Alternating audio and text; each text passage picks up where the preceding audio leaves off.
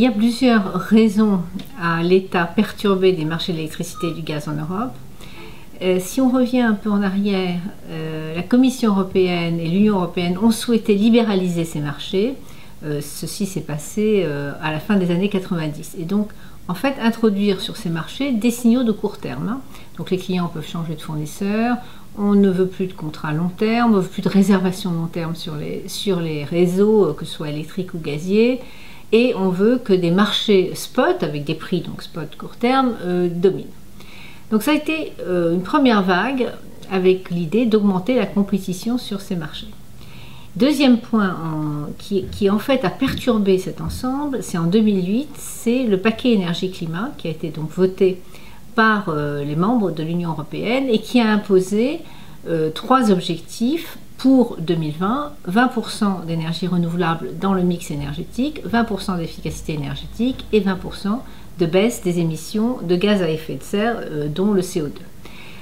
En fait, c'est surtout le premier sujet qui a perturbé les marchés, puisque voulant imposer 20% d'énergie renouvelable, et ce sont surtout les énergies renouvelables de flux, comme l'éolien ou le solaire, qui se sont développés. Donc, voulant imposer ces énergies renouvelables, on leur a donné priorité sur le réseau.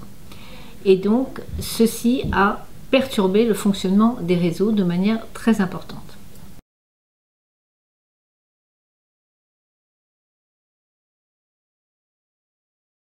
Le fait de donner priorité aux énergies renouvelables comme l'éolien ou le solaire a fait que sur l'ordre d'appel des moyens de production, ça a créé une forte perturbation. Alors, l'ordre d'appel des moyens de production, c'est l'ordre dans lequel le dispatching, le RTE, appelle les moyens de production pour faire face à une certaine demande. Et il commence par les moyens les moins coûteux pour aller aux moyens les plus coûteux.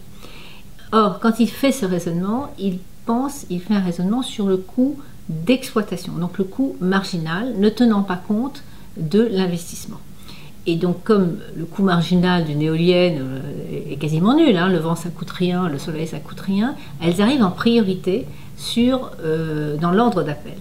Et donc, elles déplacent vers des heures de fonctionnement annuelles les autres sources d'énergie, dans des heures de plus en plus faibles. Alors, le nucléaire en France reste en base, mais ensuite, les centrales à gaz et à charbon sont poussées vers un nombre d'heures d'utilisation de plus en plus faible. Ce qui fait que leur rentabilité n'est pas assurée. Par exemple, il faut qu'une centrale gaz tourne à peu près 5000 heures dans l'année. L'année compte 8760 heures. Or, aujourd'hui, ces centrales vont tourner 2000, 3000 heures. Donc, elles ne sont pas rentables. Et donc, leurs propriétaires, leurs exploitants, les arrêtent. Or, ces centrales sont indispensables au moment des pics de consommation en France, quand il fait très froid, parce qu'on peut les allumer très vite et elles se mettent sur le réseau très vite.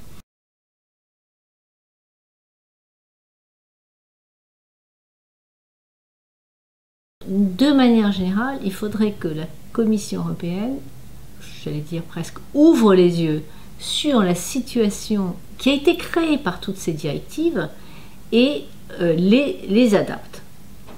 Ensuite, on peut réfléchir, comme les Anglais sont en train de le faire, à des règles plus fortes finalement sur le fonctionnement de ces réseaux électriques et gaziers. Et par exemple, l'Angleterre a décidé de mettre un strike price, un prix garanti sur 35 ans pour favoriser l'émergence, la construction d'énergie décarbonée. Et c'est vrai pour les énergies renouvelables et c'est vrai pour le nucléaire, puisque c'est grâce à ce type de mesures que les centrales d'Hinkley Point vont voir le jour, vont émerger. Donc ça, ce sont des bonnes idées. Elles répondent en fait aux objectifs finaux qui sont la diminution des émissions de CO2.